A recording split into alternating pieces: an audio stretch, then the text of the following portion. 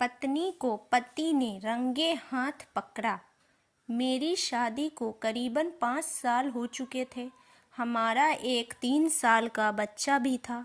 शादी के 3 साल तो बहुत अच्छे निकले। मैं और मेरी पत्नी अपनी ज़िंदगी में बहुत खुश थे। शाम को जब मैं घर लौटता तो मेरी बीवी मेरे साथ बैठकर खूब बातें करती थी, जो कि मुझे बहुत अच्छा लगता था। मेरी पत्नी का नाम रूही है। शादी से पहले वो प्राइवेट कंपनी में जॉब करती थी। शादी के 2 साल बाद उसने अपनी जॉब दोबारा करने के लिए कहा। मैंने पहली बार तो मना किया, लेकिन रूही ने ज़िद किया तो मैं मान गया और कहा ओके कर लो जॉब। जल्द ही रूही को एक प्राइवेट कंपनी में जॉब भी मिल गई।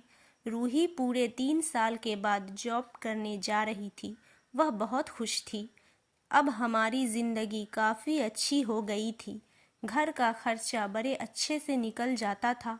1 साल तक सब कुछ बहुत बढ़िया चलता रहा, लेकिन 1 साल बाद रूही कुछ बदल सी गई थी।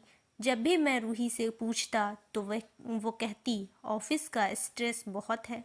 मैंने रूही को 1-2 बार जॉब छोड़ने को भी कहा, लेकिन उसने मना कर दिया।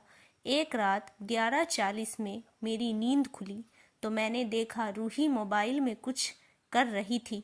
मैंने रूही से पूछा, इतनी रात को क्या कर रही हो? तो वो हड़बड़ाहट में कहने लगी कि नींद नहीं आ रही थी, इसलिए इंस्टाग्राम चला रही थी। उसके बाद कई बार आधी रात को मैंने रूही को फ़ोन चलाते हुए देखा, जो कि मुझे काफ़ी खटक रहा था। एक दिन सुबह जब रूही नहा रही थी तो मैंने उसका फ़ोन चेक करने की सोची। जब मैं उसका फ़ोन खोला तो हैरान रह गया। रूही की व्हाट्सएप में अपने बॉस के साथ कई रोमांटिक मैसेज थे। यही नहीं, रूही ने अपनी कुछ अश्लील फ़ोटो भी अपने बॉस को सेंड कर रखी थी। ये देखकर मेरे होश उड़ गए और मेरा दिल टूट गया। जैसे ही रूही नहाकर बाहर आई तो मैंने उसे उसका फ़ोन और उसके द्वारा किए गए एसएमएस दिखाए। मेरा गुस्सा देखकर रूही घबरा गई। मैंने रूही से इस बेवफाई का कारण पूछा तो वह कुछ नहीं बोली। कुछ देर चुप रहने के बाद रूही ने मुझे कहा, अमित, तुम चाहे पूरी उम्र जितना भी कमा लो, जितना मेरा बॉस कमाता है उतना नहीं कमा सकते। मेरी भी कुछ ख्वाहिशें हैं। मैं भी ज़िंदगी में खुश रहना चाहती हूँ, इसलिए मुझे मेरे बॉस एक परफेक्ट हस्बैंड लगते हैं, जो मेरी हर तरह की ज़रूरतों को पूरा कर सकता है। इतना सुनने के बाद मैंने कहा, कम से कम अपने 3 साल के बच्चे के बारे में ही सोच लेती।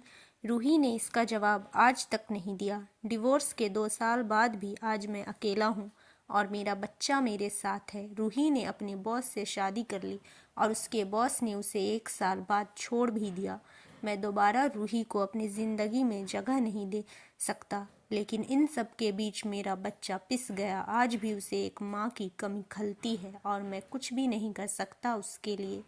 ज़िंदगी में सभी को आगे बढ़ना ज़रूरी है, लेकिन मैं आप सबसे सिर्फ ये कहना चाहती हूँ कि तरक्की पाने के लिए किसी भी रिश्ते में बेवफाई मत कीजिए। एक रिश्ता तोड़कर अगर आप कोई दूसरा रिश्ता बनाओगे तो कभी खुश नहीं रह पाओगे।